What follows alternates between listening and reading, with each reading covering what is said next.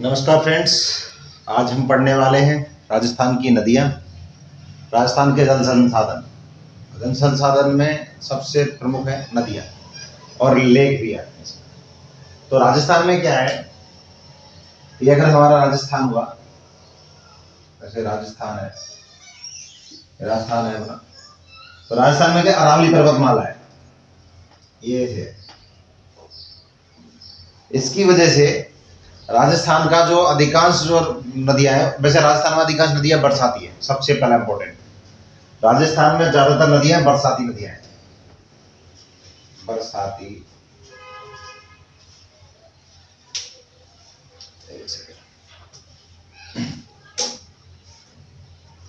राजस्थान में अक्सर नदियां बरसाती नदियां हैं।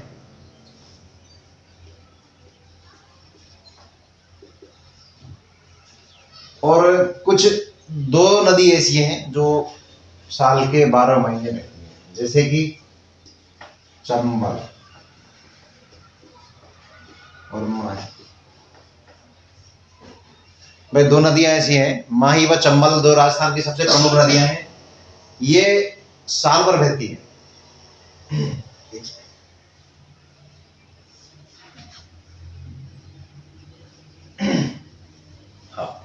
तो राजस्थान की ये दो प्रमुख नदियां हैं जो साल भर बहती हैं। बाकी जो नदियां हैं बरसाती नदियां हैं। अब इसमें इंपॉर्टेंट कारण क्या है कि राजस्थान में ये अरावली पर्वतमाला है, अरावली पर्वतमाला। इसकी वजह से जब मानसून आता है ना, ये से, तो एक तो राजस्थान में बरसात, क्योंकि वो इसके समांतर आता, तो बरसात ऐसे निकल जाती साइडों में उसके, इधर तो होती ही नहीं है, तो आगे टकराव के लिए कुछ है ही नहीं। तो ये तो मरुस्थल भाग है, ये तो मरुस्थल रह गया। इधर बरसात पड़ती है थोड़ा बहुत, तो यहाँ की जो नदियां हैं, इधर वाली जो नदियां हैं, ये तो सीधा चली जाती है बंगाल की खाड़ी के लिए, मिल मिला के बंगाल की खाड़ी, बंगाल खाड़ी, ठीक है, बंगाल की खाड़ी। और यहाँ जो नदियां हैं, कुछ एक नदियां जो यहाँ से एंटर करके वो यहाँ से निकल जाती हैं, ये अरब सागर में पहुंच जाती है। ये जो राजस्थान में जो नदियां हैं, ये दो तरह से नदियां बहती हैं। और ये एक तो सबसे इंपॉर्टेंट ये है कि राजस्थान की कुछ अरावली पर्वतमाला के जो इधर वाले हिस्से में है, जो उत्तर पूर्व में है, तो वो तो ज्यादातर निकल जाती है बंगाल की खाड़ी के लिए। और इधर से जो इसके जो थोड़ा पश्चिम और दक्षिण में है, ये आ जाती है अरब सागर में बहाव, क्योंकि इसका सबसे मेन कारण है अरावली पर्वतमाला। तो इसमें भी प्रमुख जैसे नदियां, जैसे एक माही नदी है, तो माही, एक साबरमती, ये 2-3-4 नदियां हैं। तो ये राजस्थान में जो गुजरती है, तो ये सब सीधी अरब सागर में जाके गिरती है। अब जैसे बंगाल की खाड़ी है, बंगाल की खाड़ी में गिरने वाली प्रमुख नदियां जैसे चंबल है, बनास है, काली सिंध है, पार्वती है, बाणगंगा है, खारी है, बेडच है, और एक आध और भी नदी है जिनमें अरावली के, मतलब सारी नदियां हैं अरावली के पूर्वी भाग में, अरावली पर्वत श्रृंखला इसके पूर्वी भाग में बहती है। तो ये जाके गिरती सीधी बंगाल की खाड़ी, जो मैंने आपको बताई है। अरब सागर में गिरने वाली जो प्रमुख नदियां हैं वो है माही, सोम, जाखम, साबरमती, पश्चिम बनास, लूणी, और ये जो है ये उसमें क्या नाम है, अरब सागर में जाके गिरती है। और कुछ अब बाकी एक तीसरा वो है, तीसरे में आती है अंतर प्रवाह नदियां, आंतरिक प्रवाह वाली नदी। ये जो नदियां हैं, ये नदियां सिर्फ अंदर के अंदर ही बहती हैं, और अंदर के अंदर ही जहां कच्छ के रण तक जाके पूरा इसमें फिनिश हो जाती है। कच्छ का रण आपको पता है, वो दलदल, जिससे वहां से जो पानी जाता है वहां जाके रुक जाता है, आगे जाके वो दलदल के रूप में छिछली झील पानी भर जाता, तो वो क्या पता नहीं चलता दलदल है, लेकिन जाते जाते पता चलता है कच्छ का रण दलदल के लिए फेमस है। तो ये आंतरिक प्रवाह वाली जो नदियां हैं, ये अंदर ही अंदर बहती हैं। यानी जैसे इनमें से आंतरिक प्रवाह में कुछ नदियां हैं जिनका जो राजस्थान में अंदर ही अंदर बहती हैं, तो जो समुद्र तक नहीं पहुंच पाती है, जैसे कांकरी, कांतली, सावी, और क्या नाम है घग्गर, मेथा, और एक नदियां और भी है। ये है आंतरिक प्रवाह वाली, जो इधर से बहती है और इधर जाके कातली निकलती है सीकर से। कातली जो निकल दिया है वो निकलती है सीकर से। तो काकनी, कातनी, सावर, गग्गर, मेथा, बांडी और एक रूपनगढ़ रूपारेल, रूपनगढ़ रूपारेल, ये भी नदी ऐसी है जो यहाँ से निकलेगी और यहाँ जाके खत्म हो जाएगी। जैसे कि एक नदी और भी है, आपको पता था जो अपने अजमेर की पहाड़ियों, नाग पहाड़ियों से निकलती है, ये आगे जाके जाके ये इसमें कच्छ के रण में चली जाती है। हाँ, आंतरिक प्रवाह की नदियां हो गई। अब राज्य में 2 जिले ऐसे भी हैं जिसमें कोई नदी नहीं है। राज्य में 2 जिले ऐसे भी हैं जहां पर कोई नदी है, जिनमें है सबसे एक पहला है चूरू, दूसरा है बीकानेर। चूरू और बीकानेर में कोई नदी नहीं है। इसमें झीलें हैं, इसमें झील है, लेकिन बीकानेर में कोई नदी नहीं है। बीकानेर में कोयलायत झील है, कोयलायत में कपिल ऋषि मुनि का जो आश्रम है, उन्होंने वही तपस्या की थी, तो इसलिए जो है इसमें कोयलायत झील है। तो याद तो आपको समझ में आ ही रहा होगा कि राजस्थान में 3 तरह से नदियां बहती हैं। एक तो पूर्वी प्रवाह के लिए बंगाली खाड़ी में गिरने वाली, दूसरी अरब सागर में गिरने वाली, तीसरी आंतरिक प्रवाह की नदियां। तो राजस्थान में चूरू और बीकानेर 2 ऐसी जगह हैं जहां पर कोई नदियां नहीं बहती है। ठीक है, गंगानगर में भी कोई अलग से कोई नदी नहीं है। ठीक है, बाकी नदियों में चूरू बीकानेर हो गया, अरब सागर,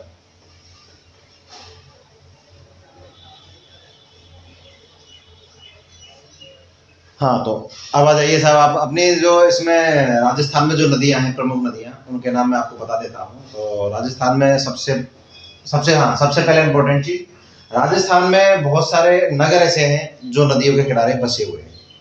उन नगरों में इम्पोर्टेंट नगर जैसे कि अपना चंबल, सबसे पहला ले लो, आपको नगर बता देता हूँ। नदियों के किनारे बसे शहर, नगर। भाई नदियों का चैप्टर लिया तो नदियों में कम से कम सबसे पहले ये भी पता चलना चाहिए कि नदियों के किनारे पे कौन कौन से शहर बसे हुए हैं। तो सबसे पहला आता है चंबल।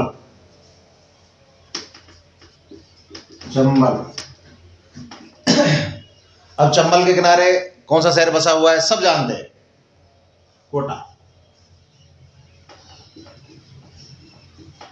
कोटा जो है ये चंबल नदी के किनारे बसा हुआ है। दूसरा है जवाई, जवाई नदी के किनारे बसा हुआ है सुमेरपुर। जवाई नदी है। अब जवाई नदी कहां पड़ती है? जवाई नदी आती है पाली में बहती है। जवाई नदी पाली में बहती है, जिले पाली में। पाली से थोड़ा सा आगे जाके सुमेरपुर पड़ता है, सुमेरपुर, फालना, पाली, बाली। तो जवाई नदी आ गई सुमेरपुर में। उसके बाद ले लो आप बेडज नदी। बेडज नदी है, तो बेडज नदी पे बसा हुआ चित्तौड़गढ़, जैसे गंभीरी भी है, चित्तौड़गढ़। चित्तौड़गढ़ बसा हुआ है बेडज नदी के किनारे। भाई चित्तौड़ में जो नदी बहती है, जैसे चित्तौड़ पुराना जो किला है वो तो है ही है, बाकी जो बसा हुआ शहर है वो बेडज नदी के किनारे पर रहता है। उसके बाद आ जाते हैं अपने खारी नदी। खारी नदी पे बसा हुआ है आसीन। आसीन पड़ता है भीलवाड़ा में। आपको पहले ही बताया आसीन। आसीन के पास में वो कौन से रामदेव जी का भी मंदिर है। सॉरी, रामदेव जी नहीं, देवनारायण भगवान का मंदिर जो है आसीन में ही है। और ये खारी हो गई। उसके बाद आती है नदी हमारी, क्या नाम है इसका, काली सिंध नदी। तो काली सिंध नदी के किनारे पर जो झालावाड़ है, पूरा झालावाड़ काली सिंध नदी के किनारे बसा हुआ है। काली सिंध झालावाड़। कालीसिंध नदी के किनारे पर बसा है झालावाड़, जबकि झालावाड़ में और भी नदियां हैं, और भी नदियां हैं जो उसमें निकलती हैं। तो पश्चिम मनास, इसके बाद है पश्चिम मनास। पश्चिम मनास, पश्चिम मनास के किनारे बसा है गुजरात का डीसा शहर। डीसा ये गुजरात में आता है भाई। पश्चिम मनास जो है उस नदी के जो पश्चिम मनास जो निकलती है पश्चिम से, मतलब अरावली के पश्चिम से, तो उसमें जो शहर है वो डीसा शहर पश्चिम मनास के किनारे पर बसा हुआ है। फिर आ जाओ लूणी। लूणी नदी, लूणी नदी के किनारे बसा है बलोत्रा। और आपको पता होगा कि लूणी नदी आगे जाके खारी भी हो जाती है, तो बलोत्रा में जाके ही खारी होती है। जब ये नाग पहाड़ियों से निकलती है लूणी तब तो मीठी होती है, लेकिन जब बलोत्रा पहुंचते पहुंचते ये खारी हो जाती है। तो लूणी नदी के किनारे बसा हुआ है बलोत्रा शहर। अब क्या नाम है इसका, अब रह जाती है साबरमती, जो राजस्थान से निकल रही है, तो राजस्थान की नदी है साबरमती। साबरमती, साबरमती कहाँ है, अहमदाबाद, तो गांधीनगर। गांधीनगर साबरमती नदी के किनारे बसा हुआ है क्या नाम है, गांधीनगर। और अहमदाबाद बसा है इस पे, क्या नाम है इसका, साबरमती पे गांधीनगर यहाँ। और अब हमारे राज्य में आंतरिक जल मतलब क्या नाम है इसका, ये तो हो गए हमारे शहर, सॉरी ये तो हो गए हमारे शहर जो अपने राजस्थान में नदियों के किनारे पर बसे हुए हैं। उसके बाद आ जाओ आप हमारे यहाँ की प्रमुख नदियां जिनके नाम, क्योंकि अब हम आपको नदियों के बारे में पढ़ा रहे, तो फिर आपको नदियों के बारे में बता देता हूँ। सर्वाधिक जिलों में बहने वाली नदियां, अब ये तो हो गए जो जिले या फिर जो शहर जो है इनके किनारे पर बसे हुए हैं।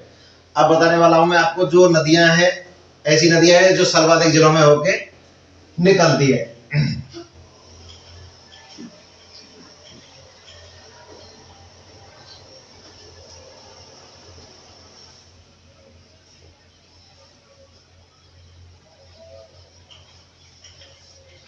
जो नदी सर्वाधिक नदी जिलों में होकर निकलती हैं वो नदियां हैं क्या नाम है उसका, चंबल, बनास और लूणी।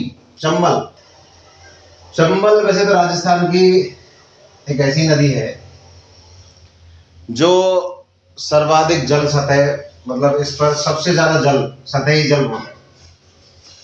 सर्वाधिक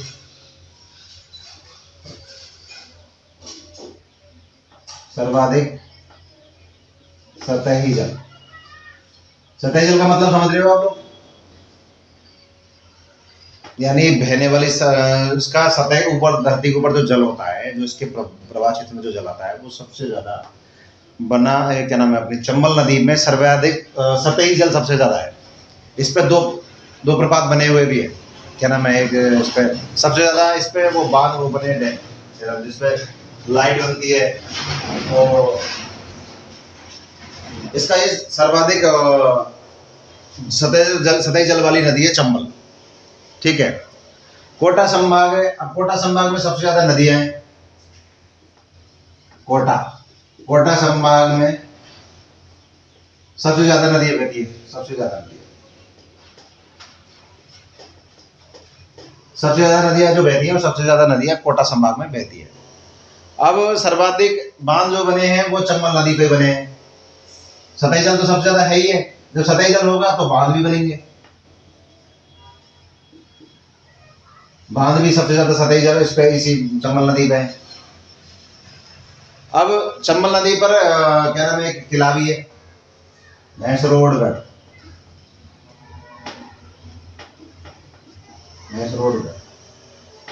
ये चंबल नदी पे ही है।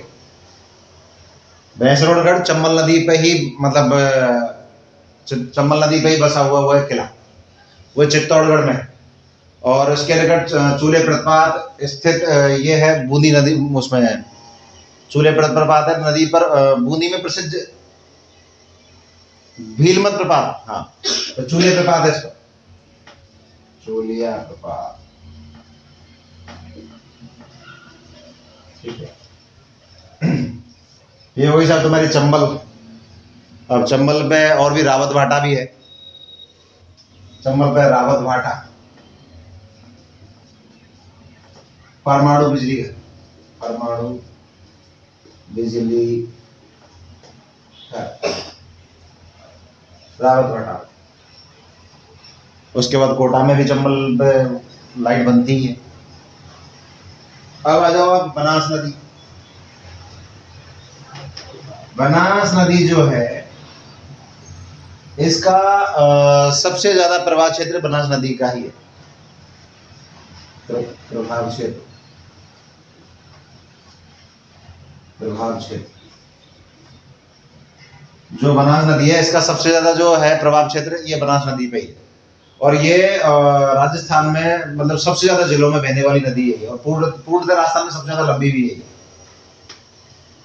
पूर्णतया राजस्थान में बहने वाली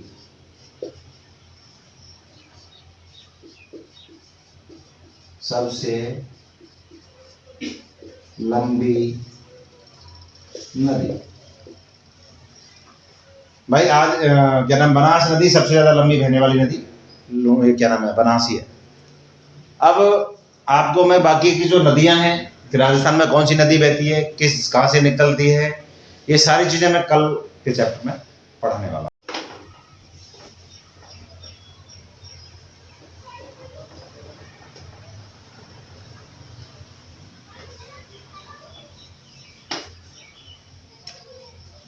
नदी एवं दुर्ग। भाई किस नदी पे कौन सा किला बसा हुआ है। और एक चीज आपको बता दूं कि ज्यादातर राजस्थान में किले बहुत ज्यादातर नदियों के किनारे हैं काफी सारे। तो सबसे पहला था गागरेन का किला, गागरेन का किला आहू वह काली सिंधी नदी के संगम पर है। आहू व काली सिंधी ये जहां के जो मिलती है उस जगह पे संगम पे ये गागरेन का किला बना हुआ है। और ये कहाँ है गागरेन का किला, झालावाड़। अब भैंसरोडगढ़ का जो किला है वो भी ऐसे चंबल व बामनी नदी के संगम पर है। भैंसरोडगढ़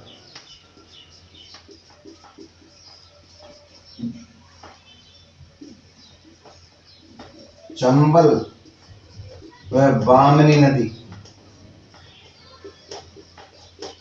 ये चंबल व बामनी नदी के संगम पर बसा हुआ है।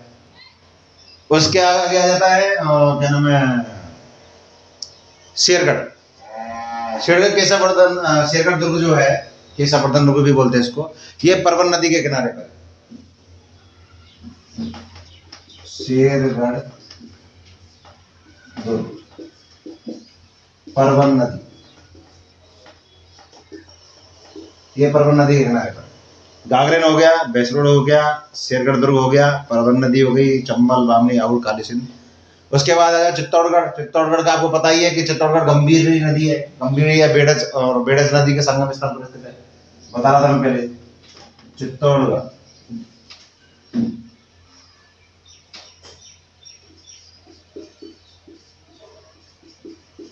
चित्तौड़गढ़ गंभीरी व बेड़ज, ये गंभीरी व बेड़ज नदी के संगम पर स्थित है। चित्तौड़गढ़ का जो किला है ये गंभीरी नदी बहती है वहां पे और बेड़ज नदी दोनों ही है। और बेड़ज नदी के किनारे पे चित्तौड़गढ़ मतलब बसा हुआ है, लेकिन गंभीरी भी आके वहां पे संगम दोनों का एक ही जगह हो रहा है। तो फिर ये चित्तौड़गढ़ दुर्ग का जो है ये बेड़ज नदी के इसके संगम पर है। जबकि इसके निकट मतलब जो चित्तौड़गढ़ ये जो किला है वो उसके पहाड़ी पर है। तो उसके बाद आता है मनोहर थाना दुर्ग। मनोहर थाना दुर्ग, भाई मनोहर थाना जो दुर्ग है वो परवन नदी और काली खान नदियों के संगम पर है। परवन और काली खान,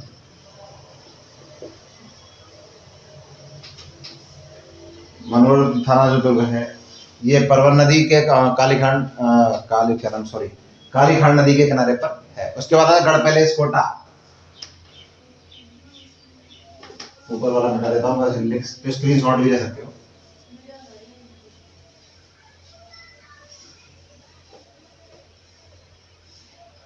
गढ़ पैलेस कोटा,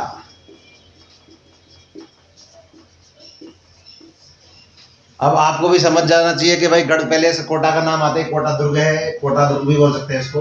तो कोटा में तो चंबल ही रहती है, कोटा में चंबल गार्डन भी है, चंबल गार्डन बहुत अच्छा फेमस गार्डन है। और ये किसके लिए जानी जाती है?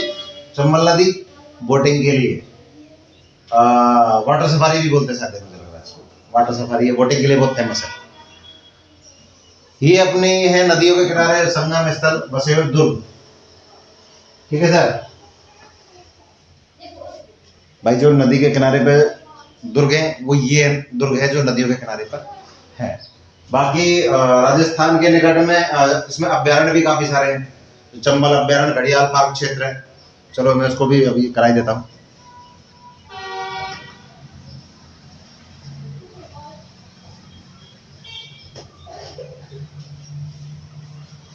नदी अभ्यारण्य,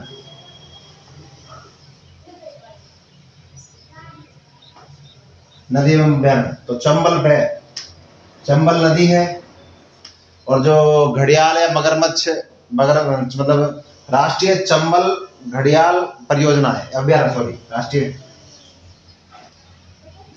राष्ट्रीय चंबल घड़ियाल अभ्यारण्य,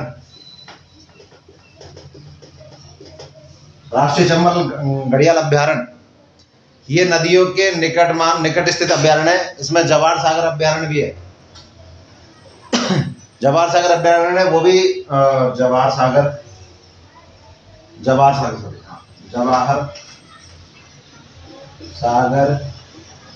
अभ्यारण्य,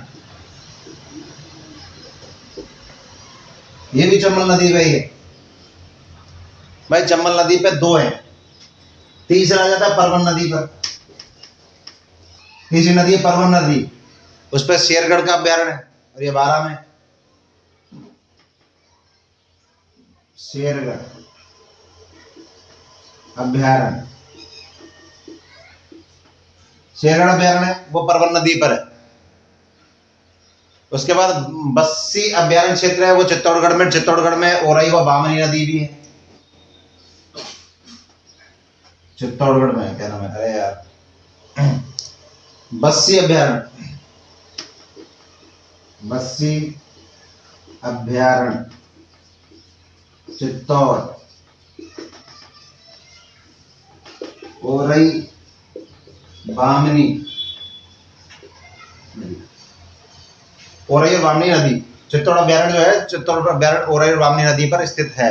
उसके बाद भैंसरोडगढ़ अभ्यारण्य है, वो चंबल और बामनी नदी का है, तो है ही ऑलरेडी।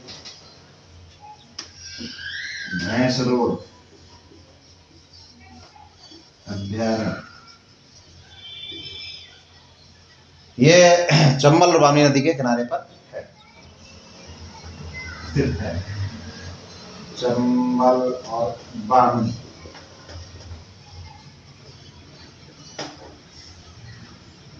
ये चंबल और बामनी नदी के किनारे पर स्थित है। कल मैं आपको नदियों के बारे में पढ़ाने वाला हूँ, जिसमें आपको राजस्थान की प्रमुख नदियां प्लस उनकी शॉर्ट ट्रिक भी आपको कल मिल जाएगी। थैंक यू, धन्यवाद।